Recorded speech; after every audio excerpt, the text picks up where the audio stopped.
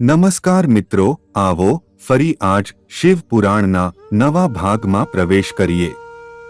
નંદીશ્વરે કહ્યું, હે મહાન ઋષિ, એક સમયે ભગવાન શિવ ભગવાન શ્રી હરિ વિષ્ણુના મોહિની સ્વરૂપને જોઈને મોહિત થઈ ગયા, જે એક લીલા હતી। તેમણે રામચંદ્રજીના કાર્યોને સિદ્ધ કરવા માટે પોતાના તેજનું સ્ખલન કર્યું। પછી 7 ઋષિઓએ તે તેજને એક પાન પર મૂક્યું અને દેવી અંજનીના કાનમાં પધરાવ્યું। જ્યારે સમય આવ્યો ત્યારે દેવી અંજની ગર્ભવતી થઈ અને તેમણે હનુમાનજીને જન્મ આપ્યો, જેમનું શરીર ખૂબ જ શક્તિ અને બળથી સંપન્ન હતું। હનુમાનજી બાળપણમાં ખૂબ જ બહાદુર અને પરાક્રમી હતા। તે ખૂબ જ નટખટ પણ હતા। બાળલીલામાં તેમણે સૂર્યને ફળ સમજીને ગળી ગયા અને ભગવાનની વિનંતી પર સૂર્યને મુક્ત કર્યા। ભગવાન શિવના અંશમાંથી હનુમાનજીનો જન્મ થયો છે તે જાણ્યા પછી બધાએ તેમને ઘણા વરદાન અને આશીર્વાદ આપ્યા। સૂર્યદેવની કૃપાથી તેમને સર્વ જ્ઞાન પ્રાપ્ત થયું। શ્રીરામ બાળપણથી જ હનુમાનજીના હૃદયમાં નિવાસ કરતા હતા। તેમનો ઉદ્દેશ્ય શ્રીરામની ભક્તિ અને સેવા કરવાનો હતો। તેમણે શ્રીરામની સેવા કરવા માટે પોતાનું ઘર છોડી દીધું। તે ઋષ્યમુખ પર્વત પર વાનર રાજા સુગ્રીવને મળ્યા, જેમની પત્નીનું તેના ભાઈ બાલી દ્વારા અપહરણ કરવામાં આવ્યું હતું। હનુમાનજી સુગ્રીવના સાથી બન્યા અને તેમની સાથે રહેવા લાગ્યા।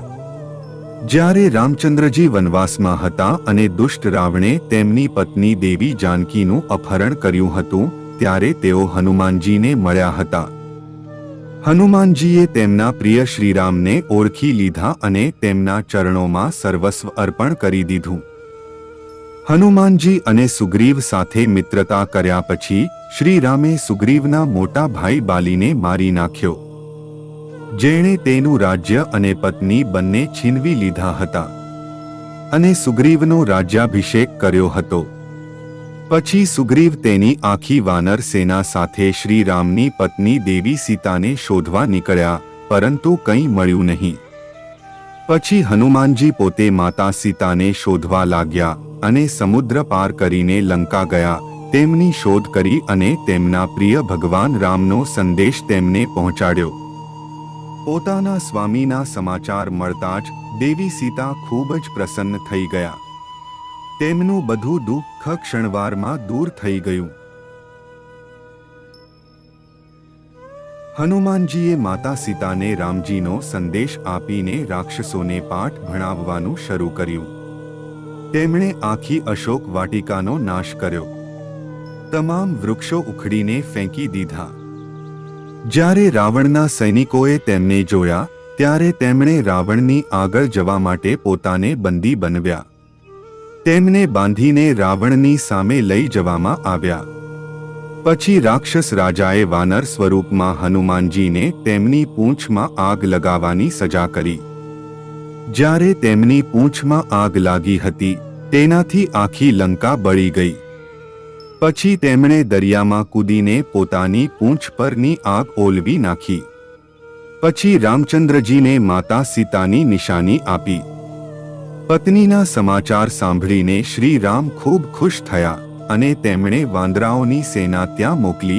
તેઓ તેને સાથે લઈ ગયા અને લંકા પર હુમલો કર્યો। સૌથી પહેલા તેમણે શિવલિંગની સ્થાપના કરી અને તેની પૂજા કરી, જે રામેશ્વર નામે જ્યોતિર્લિંગ થયા। પછી તેમણે સમુદ્ર પાર કરીને લંકા તરફ પ્રયાણ કર્યું। આ યુદ્ધમાં હનુમાનજીએ ખૂબ પરાક્રમ બતાવ્યું હતું। તેમણે હજારો રાક્ષસોને મારી નાખ્યા। જ્યારે લક્ષ્મણ યુદ્ધમાં ઘાયલ થયા અને તે મૂર્છિત થઈ ગયા, ત્યારે હનુમાનજી તેમનો જીવ બચાવવા માટે સંજીવની જડીબુટ્ટી લઈને આવ્યા અને તેમને ફરીથી જીવિત કર્યા। હનુમાનજીએ અહીં રાવણનો વધ કરીને રામ અને લક્ષ્મણની રક્ષા કરી હતી। હનુમાનજીમાં ભગવાન શિવનો અંશ હતો અને તેમણે દરેક પગલે શ્રી રામનું રક્ષણ કર્યું અને સાથ આપ્યો, જેથી પ્રભુ શ્રી રામના કાર્યો સિદ્ધ થયા। નંદીશ્વરે કહ્યું, હે મહાન ઋષિ, એક સમયે ભગવાન શિવ અને દેવી પાર્વતી તેમની ઈચ્છા મુજબ પ્રસન્નતાથી ભ્રમણ કરી રહ્યા હતા. ત્યારે તેમણે ભૈરવજીને દ્વાર પર દ્વારપાળ તરીકે નિયુક્ત કર્યા હતા, જેનું કામ કોઈને પણ દ્વાર પાર ન કરવા દેવાનું હતું. બીજી બાજુ ભગવાન શિવ તેમની પ્રિય દેવી પાર્વતી સાથે વિનોદ કરી રહ્યા હતા અને તેમની સાથે વાતો કરી રહ્યા હતા. વાત કરતા કરતા ઘણો સમય વીતી ગયો. પછી દેવી પાર્વતીની કેટલીક સખીઓ જે મહેલમાં હતી તે પણ તેમના કક્ષમાં આવ્યા. પછી તે પણ મહાદેવજીની પાસે બેસીને વિનોદનું વર્ણન કરતા સાંભળવા લાગી. ભગવાન શિવને તે સખીઓ સાથે લાંબા સમય સુધી વાત કરતા જોઈને દેવી પાર્વતી ક્રોધે ભરાયા. તે ક્રોધમાં મહેલની બહાર જવા લાગ્યા.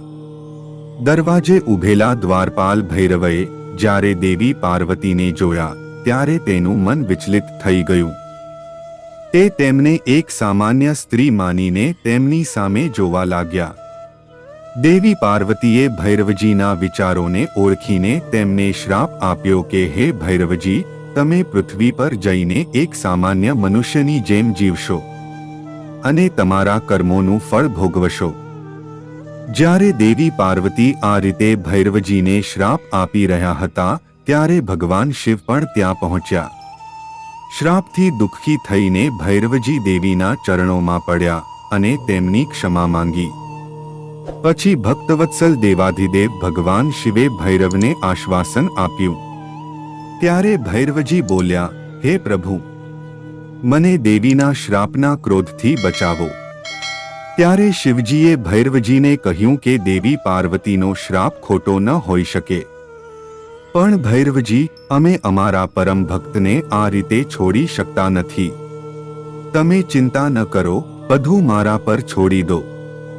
ભૈરવજીને આમ આશ્વાસન આપીને શિવજી દેવી પાર્વતીને પોતાની સાથે લઈને ચાલ્યા ગયા. શ્રાપ અનુસાર ભૈરવજી જલ્દી જ વેતાળના રૂપમાં પૃથ્વી પર ભટકવા લાગ્યા. પછી પોતાના ભક્તને બચાવવા માટે ભગવાન શિવ પૃથ્વી પર મહેશના રૂપમાં અવતર્યા અને દેવી પાર્વતી શારદાના નામથી પૃથ્વી પર લીલાઓ કરવા લાગ્યા. મિત્રો, અહીં શ્રાવણ માસ પૂર્ણ થયો હોવાથી કથાને અહીં સુધી ચલાવીશું. આગળની કથા ફરી આવનાર શ્રાવણ માસથી આગળ લઈ જશું. સર્વે શિવ ભક્તોને જય મહાદેવ.